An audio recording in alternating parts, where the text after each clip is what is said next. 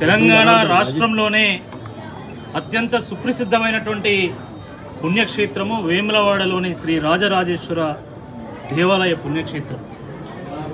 తెలంగాణ రాష్ట్రం నుండి కాకుండా అటు ఆంధ్ర రాష్ట్రం నుండి, మహారాష్ట్ర నుండి, ఇతర అనేక రాష్ట్రాల నుండి నిత్యం వేలాది మంది భక్తులు దర్శించుకునేటువంటి దైవక్షేత్రము వేములవాడలోని శ్రీ రాజరాజేశ్వర దేవాలయ దైవక్షేత్రం.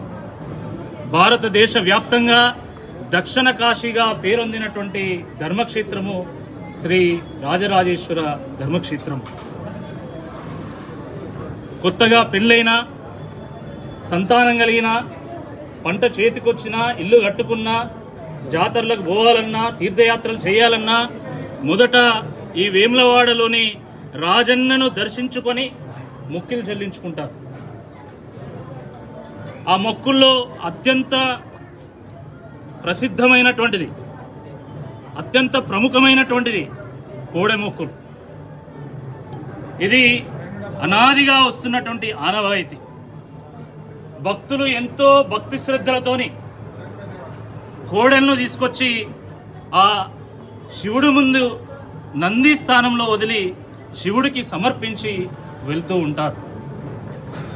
ఈ కోడెను కట్టడం అనేది రెండు పద్ధతులు ఉంటాయి. ఒకటి ఆలయ ప్రాంగణంలో ఉన్నటువంటి కోడెలతోని మొత్తం దేవాలయ ప్రదక్షిణ చేసి నంది స్థానంలో కోడెను కడతారు. రెండవది మన ఊర్లో, మన దొడ్లో, మన ఆవుకు జన్మించినటువంటి లేగ దూడని తీసుకొచ్చి భక్తి శ్రద్ధలతోని ఇక్కడ నంది స్థానంలో కోడెను కడతారు. మీ అందరికీ తెలుసు, మన ఇంట్లో మన ఆవుకు జన్మించినటువంటి లేగ అంటే ఎంత ప్రీతివంతమైనది, ఎంత ప్రేమపూర్వకంగా మనం పెంచుకుంటామో. మన సొంత పిల్లలను ఏ రకంగానైతే సాగుతామో, ఏ రకంగానైతే పెంచుకుంటామో, లేగ దూడలను కూడా ఆ రకంగానే పెంచుకుంటాం. ఒక 10 ఏళ్ల క్రితం వరకు మన ఫ్యామిలీ ఫోటో తీసుకుంటే దాంట్లో మన ఆవుతో పాటు లేగ దూడలు కూడా ఉండేటి. రైతులైతే ఎడ్లను ఫోటో తీసుకొని ఫ్రేమ్ కట్టించుకొని ఇంట్లో పెట్టుకుంటారు. సంక్రాంతి వచ్చినా, దసరా వచ్చినా ఎడ్లకు స్నానం చేయించి వాటికి పూజ చేసిన తర్వాతనే మనం ఇంట్లో మిగతా పనులు చూసుకుంటాం. మరి అలాంటి కోడే మన శివుడికి అత్యంత ప్రీతివంతమైనది. ఎందుకంటే రోజంతా భక్తుల యొక్క కోరికను విన్న తర్వాత ఆ శివుణ్ణి మళ్ళీ కైలాసానికి తీసుకెళ్లేది ఈ నందీశ్వరుడే. అందుకనే నంది అంటే అత్యంత ఆత్మీయమైనది, ప్రియమైనది, అత్యంత దగ్గరైనది శివుడికి. భక్తుల కోరికలను ఆ నందీశ్వరుడే శివుడికి అందవేస్తాడు. అందుకనే రాజరాజేశ్వరుడి దగ్గర మరి కోడెను కట్టడం అనేది చాలా ప్రాశస్తమైనది. రాజరాజేశ్వరి దేవాలయం చాలా ప్రాశస్తమైనది. ఈ ప్రాంతంలో వరంగల్, కరీంనగర్, నిజామాబాద్, నల్గొండ ఈ తదితర ప్రాంతాల్లో రాజమ్మ అని, రాజన్న అని, రాజేష్ అని, రాజేశ్వరుడు అని, రాజరాజేశ్వరుడని, రాజరెడ్డి అని, ఈ రకంగా రాజు అని మనం ఇళ్లలో పేరు పెట్టుకొని మరి పిలుచుకుంటాం. మన పిల్లల పేరును రాజరాజేశ్వరుడి పేరు పెట్టుకుంటాం. మరి అటువంటి దేవాలయంలోని కోడెలను సొమ్ము చేసుకోవడానికి, ధనం సంపాదించుకోవడానికి మంత్రివర్యులు కొండా సురేఖ గారు తన అనుచరులు వాళ్ళు ఈ కోడెలను కబేలాలకు తరలిస్తున్నారు, కోతకు పంపిస్తున్నారు. ఇది చాలా దురదృష్టకరం, చాలా విచారకరం, చాలా దుర్మార్గం. ఈ దేవాలయ విశిష్టతను ప్రతి ఒక్కరూ కాపాడేటువంటి ప్రయత్నం చేసిండు.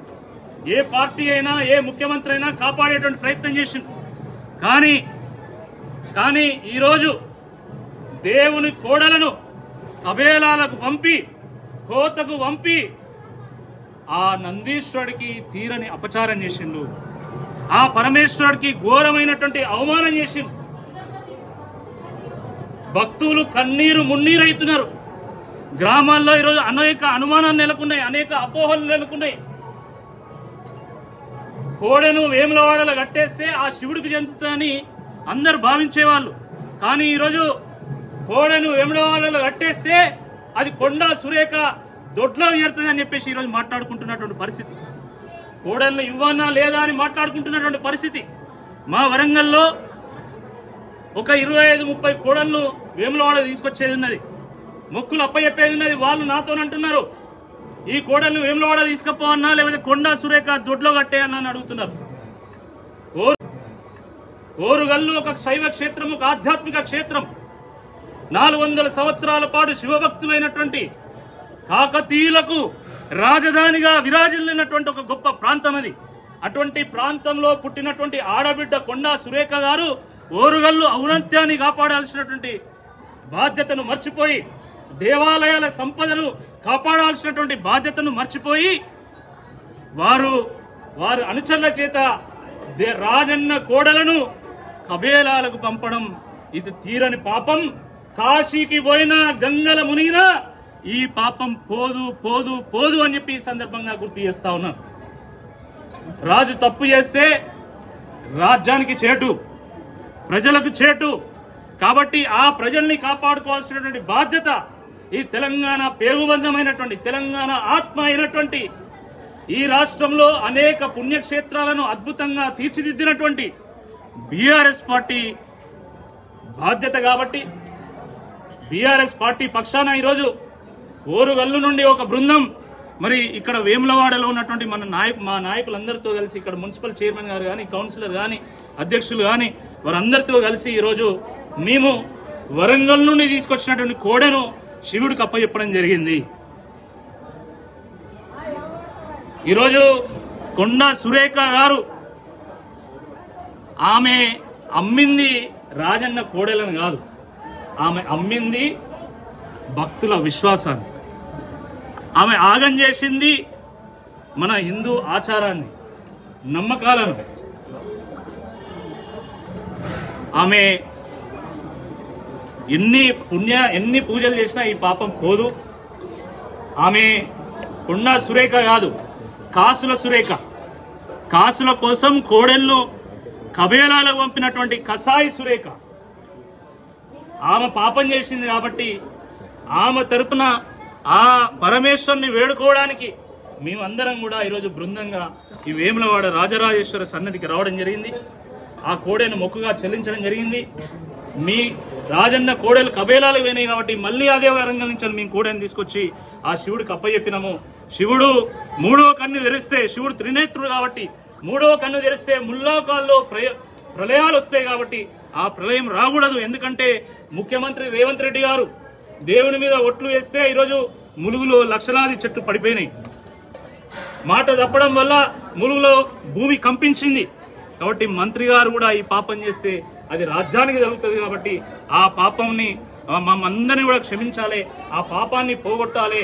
ఈ ఓరుగల్లు కానీ, వేములవాడ కానీ, కరీంనగర్ కానీ మొత్తం యావత్ తెలంగాణ రాష్ట్ర ప్రజల్ని ఆ పరమేశ్వరుడు, ఆ నందీశ్వరుడు కాపాడాలని వేడుకోవడానికే ఈరోజు మేమందరం ఇక్కడికి రావడం.